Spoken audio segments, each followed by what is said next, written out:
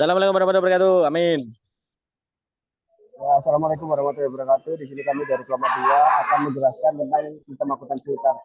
Di sini ada 5 anggota kelompok kami, yaitu Alvina Ditya Putra, lalu ada Muhammad Faisal Bayati, lalu ada Rehan Teono, ada Raffi Yusuf Ferru Ardinya, dan ada Muhammad Damaseti. Next slide.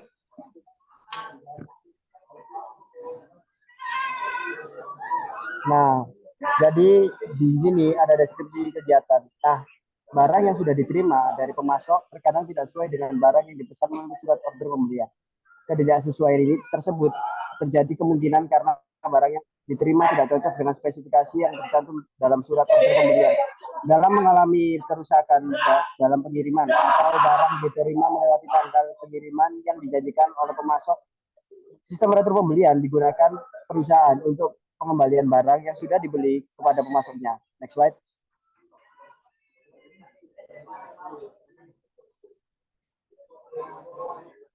Nah, di sini ada beberapa fungsi yang terkait dalam sistem retur pembelian. Nah, yang pertama ya, ini fungsi pembelian. Dalam sistem retur pembelian, fungsi ini bertanggung jawab untuk mengeluarkan memo debit untuk retur pembelian. Yang kedua ya, ini fungsi gudang. Nah, dalam sistem retur pembelian, fungsi ini bertanggung jawab untuk menyerahkan barang kepada fungsi pengiriman seperti yang tercantum dalam tulisan memo debit yang diterima dari fungsi pembelian.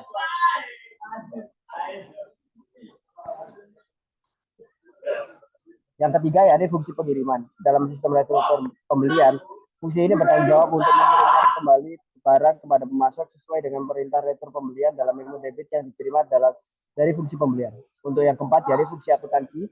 Dalam sistem retur pembelian, fungsi ini bertanggung jawab untuk mencatat transaksi retur pembelian dalam jurnal retur pembelian atau jurnal umum, lalu berkurangnya harga pokok persediaan karena retur pembelian dalam kartu persediaan, lalu berkurangnya utang yang timbul dari transaksi retur pembelian dalam arsip bukti kas keluar yang belum dibayar atau dalam kartu utang.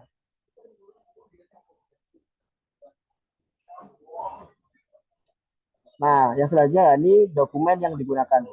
Terdapat beberapa dokumen yang digunakan dalam sistem akuntansi utang ini.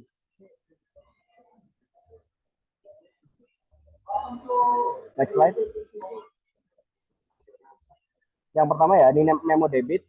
Nah, memo debit merupakan formulir yang diisi oleh fungsi pembelian yang memberikan otorisasi bagi fungsi pengiriman untuk mengirimkan barang kembali.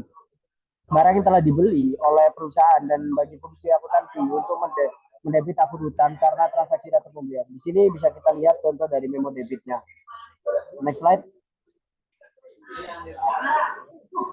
Lalu ada laporan pengiriman barang. Nah, dokumen ini dibuat oleh fungsi pengiriman untuk melaporkan jenis dan kuantitas barang yang dikirimkan kembali kepada pemasok sesuai dengan perintah retur pembelian dalam memo debit dari fungsi pembelian. Bisa kita lihat di sini juga ada contoh laporan pengiriman barang. Selanjutnya.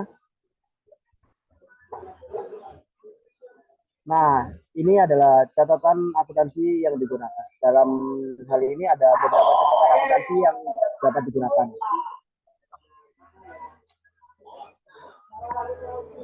Yang pertama ya, ini jurnal retur pembelian. Nah, jurnal retur pembelian ini digunakan untuk mencatat transaksi retur pembelian yang mengurangi jumlah persediaan utang dagang. Nah, jika perusahaan tidak menggunakan jurnal khusus karena rendahnya frekuensi transaksi retur pembelian, perusahaan menggunakan jurnal umum untuk mencatat transaksi tersebut. Di sini bisa kita lihat untuk jurnal retur pembelian ada tanggal, nama pemasok, dan lain-lain.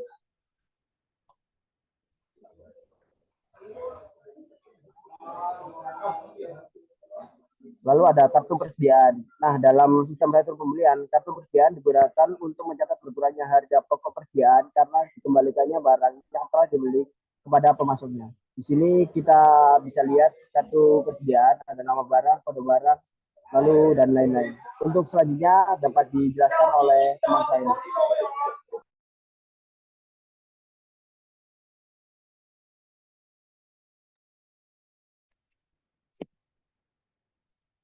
Yang selanjutnya ada kartu utang. Dalam sistem retur pembelian, kartu persediaan digunakan untuk mencatat berkurangnya utang kepada debitur akibat adanya pengembalian barang kepada debitur.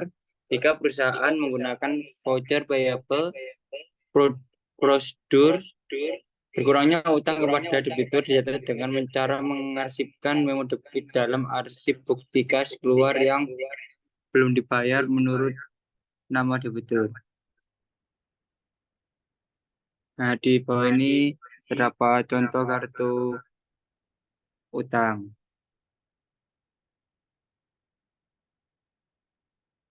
Lalu ada jaringan prosedur yang membentuk sistem prosedur pembelian. Prosedur perintah prosedur pembelian. Prosedur pembelian terjadi atas perintah fungsi pembelian kepada fungsi pengiriman untuk mengirimkan kembali barang yang telah diterima oleh fungsi penerimaan dalam sistem akuntansi pembelian kepada pemasok yang bersangkutan. Dokumen yang digunakan oleh fungsi pembelian untuk memerintahkan fungsi pengiriman mengembalikan barang ke pemasok adalah memo debit.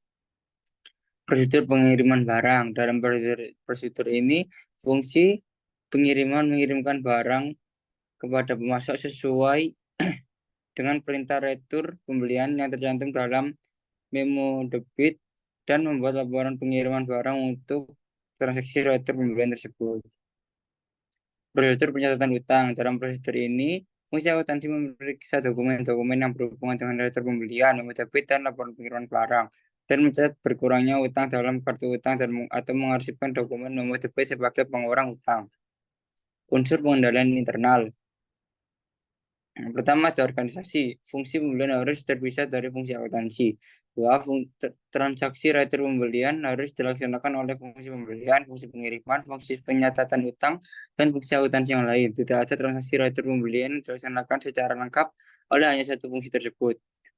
Yang kedua, ada sistem otorisasi dan prosedur pencatatan. Memo debit untuk retur pembelian diotorisasi oleh fungsi pembelian. Laporan pengiriman barang untuk retur pembelian diotorisasi oleh fungsi pengiriman. Pencatatan berkurangnya utang karena retur pembelian didasarkan kepada memo yang debit yang didukung dengan laporan pengiriman barang. Pencatatan ke dalam jurnal umum diotorisasikan oleh fungsi akuntansi. Memo debit praktik yang sehat. Memo debit retur pembelian bernomor urut tercetak dan pemakaiannya dipertanggungjawabkan oleh fungsi pembelian. Laporan pengiriman barang bernomor urut tercetak dan pemakaiannya dipertanggungjawabkan oleh fungsi pengiriman. Catatan yang berfungsi sebagai buku pembantu utang secara periodik direkonsiliasi dengan akun kontrol utang dalam buku besar. Bahkan alir dokumen sistem retur pembelian. Sini dapat dilihat contoh dari sistem retur pembelian dan sistem retur pembelian lanjutan. Selanjutnya akan Prosedur pencatatan utang. Next.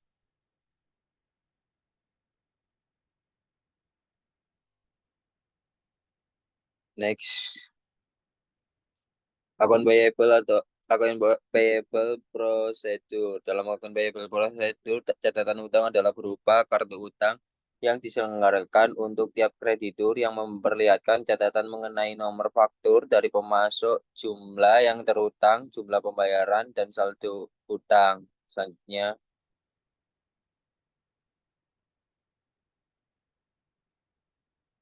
dokumen yang digunakan dalam akun payable prosedur adalah faktur dari pemasok, dari kwitansi tanda terima uang yang ditandatangani oleh pemasok, atau tembusan surat pemberitahuan atau remittance advice yang dikirim ke pemasok yang berisi keterangan untuk apa pembayaran tersebut dilakukan. Catatan akuntansi yang digunakan dalam akun payable prosedur adalah kartu utang, jurnal pembelian, dan jurnal pengeluaran kas. Next. Prosedur penyataan utang dengan akun payable prosedur adalah sebagai berikut. Pada saat faktur dari pemasok telah disetujui untuk dibayar, satu, faktur dari pemasok dicatat dalam jurnal pembelian. Kedua, informasi dalam jurnal pembelian kemudian diposting ke dalam kartu utang yang diselenggarakan untuk setiap kreditur. Lalu ada pada saat jumlah dalam faktur dibayar. Yang pertama dicek dicatat dalam jurnal pengeluaran kas. Yang kedua, informasi dalam jurnal pengeluaran kas yang terkait dengan pembayaran utang diposting ke dalam kartu utang. Next. Ini adalah beberapa contoh untuk prosedur pencatatan utang dengan akun payable prosedur. Selanjutnya,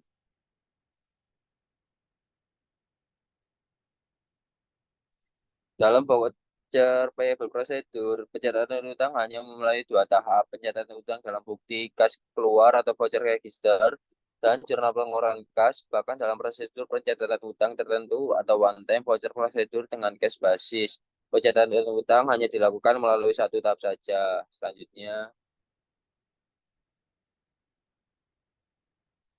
dokumen yang digunakan dalam voucher payable prosedur adalah bukti kas keluar dan cek. Bukti kas keluar ini merupakan formulir pokok dalam voucher payable prosedur. Catatan akuntansi yang digunakan dalam voucher payable prosedur adalah yang pertama adalah register register bukti kas keluar atau voucher register, yang kedua adalah register cek atau cek register. Next. Prosedur penyertaan utang dengan voucher payable prosedur dapat dibagi menjadi berikut. Yang pertama, one time voucher prosedur. A. One time voucher prosedur dengan dasar tunai atau cash basis. Yang B. One time voucher prosedur dengan dasar waktu atau accrual basis. Yang kedua ada build up voucher prosedur. Next. One time voucher prosedur dengan dasar tunai atau cash basis. Dalam prosedur ini, faktur yang diterima oleh fungsi akuntansi dari pemasok disimpan dalam arsip sementara menurut tanggal jatuh temponya. Ini ada seperti di samping ini ya. Ada contoh tentang one time voucher prosedur dengan cash basis. Next.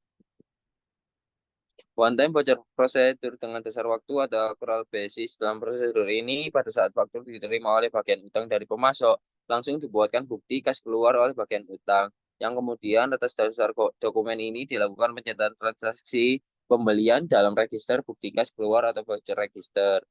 Yaitu yang selanjutnya ada pull up voucher prosedur. Dalam prosedur ini, satu set voucher dapat digunakan untuk menampung lebih dari satu faktur dari pemasok. Ya, seperti contoh di gambar ini ya. Bisa dilihat sendiri. Next. Selanjutnya akan dijelaskan oleh rekan saya. Selanjutnya ada distribusi pembelian. Next. Distribusi adalah prosedur peringkasan rincian yang tercantum dalam media, misalnya faktur dari pemasok, dan pengumpulan total ringkasan tersebut untuk keperluan pembuatan laporan. Jika diterapkan dalam pembelian, distribusi ini terkait dengan peringkasan pendebitan yang timbul dari transaksi pembelian dan pembayarannya untuk penyusunan laporan dan catatan dalam jurnal. Hampir semua debit dari transaksi pembelian terkait dengan persediaan dan biaya. Pada perusahaan kecil, pendebitan yang timbul dari transaksi pembelian terutama bersumber dari jurnal pengeluaran kas. Pada perusahaan besar, pendebitan yang timbul dari transaksi pembelian bersumber dari register bukti kas keluar atau voucher register atau jurnal pembelian atau dari distribusi faktur yang diterima dari pemasok. Next.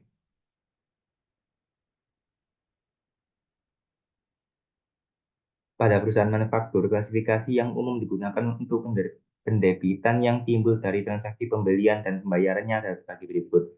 Yang pertama itu untuk bahan baku, ada jenis bahan baku, produk yang menggunakan bahan baku tersebut, dan kombinasi di antara keduanya. Yang kedua untuk suku cadang, itu ada jenis suku cadang.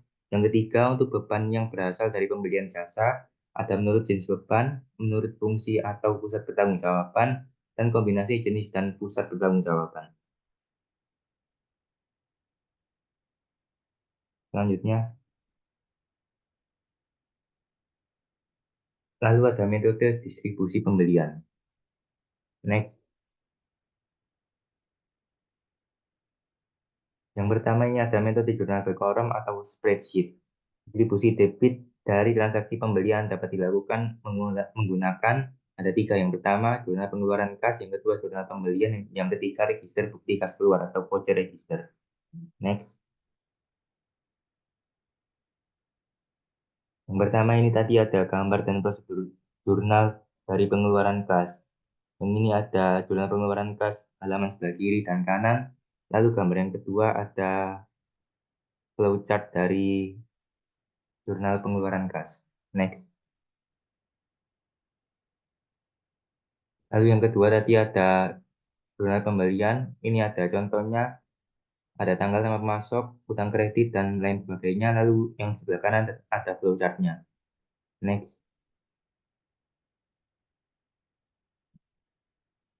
Lalu yang terakhir ini ada register bukti kas keluar atau voucher register. Di sebelah kiri ada contoh voucher registernya dan di sebelah kanan ada flowchartnya. Selanjutnya,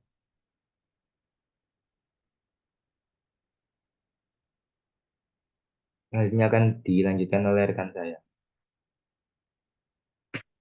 Metode akun berkolom. Gambar dan prosedurnya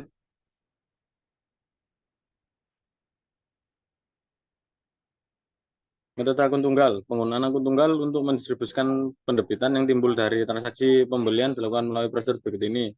Yang pertama, faktur yang telah disetujui untuk dibayar diurutkan menurut klasifikasi yang dikehendaki. Misalnya menurut departemen. Yang kedua, dari faktur yang disertai tersebut dibuat prelist tape. Yang ketiga, faktur tersebut kemudian diposting ke dalam akun yang bersangkutan. Misalnya beban menurut departemen, rupiah yang diposting ke dalam akun dijumlah dan diposting ke dalam akun kontrol yang bersangkutan dengan buku besar dan dicocokkan dengan prelist tape. Yang keempat, laporan dibuat berdasarkan informasi yang terkumpul dalam akun. Next. Gambar dan prosedur metode akun tunggal. Bisa kita lihat dalam gambar 10.18 terdapat kolom akun tunggal. Dan yang sebelahnya pada gambar 10.19 terdapat prosedurnya. Next. Metode tiket tunggal atau unit tiket method. Berdasarkan bukti kas keluar yang biasa berupa media campuran atau mix media, bisa dibuat tiket tunggal, unit tiket untuk setiap unsur klasifikasi yang tercantum di dalamnya.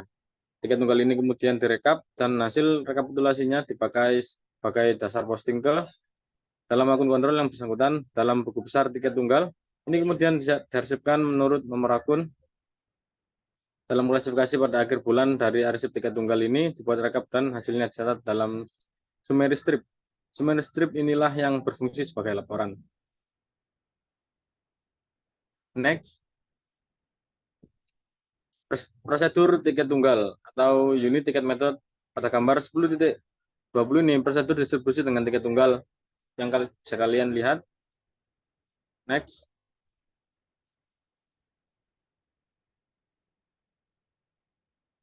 Metode distribusi dengan komputer. Metode distribusi pendebitan yang timbul dari transaksi pembelian dengan menggunakan komputer dilakukan dengan memberi kode transaksi yang terjadi sesuai dengan klasifikasi yang diinginkan. Jika transaksi sudah diberikan kode dengan benar, proses pengurutan akan dilakukan oleh komputer melalui program. Next.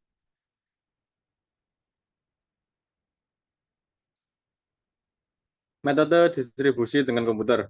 Setiap faktor pembelian atau bukti kas keluar akan diberi kode debit menurut kerangka pemberian kode tersebut. Jika misal faktur pembelian jasa iklan atau jenis beban ke-28 dibebankan pada Departemen Pemasaran dengan kode organisasi 4321 yang dikeluarkan untuk produk, misalnya produk nomor 21, maka faktur pembelian tersebut akan diberi kode debit 28432121 dan dicatat dengan komputer dengan menggunakan kode tersebut. Dengan kerangka framework pemberian kode ini, semua transaksi pembelian dan pengeluaran kas yang menyangkut beban akan diberi kode dengan rangka tersebut, sehingga arsip transaksi pembelian atau purchase transaction file yang berupa pita magnetik hasil run pertama dapat digunakan untuk mengupdate arsip induk beban, dan selanjutnya dengan run kedua, arsip induk beban dapat digunakan untuk menghasilkan laporan beban yang berupa. Next.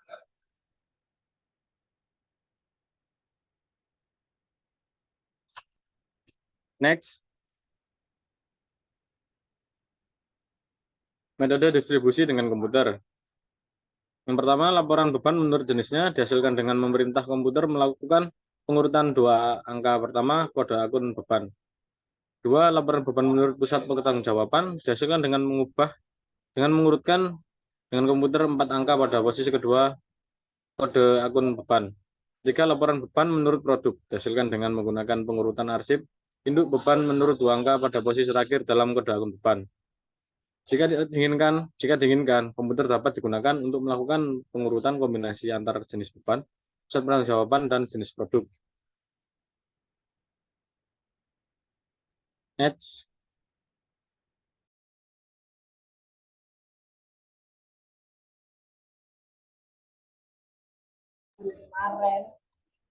Sekian dari presentasi dari kelompok kami.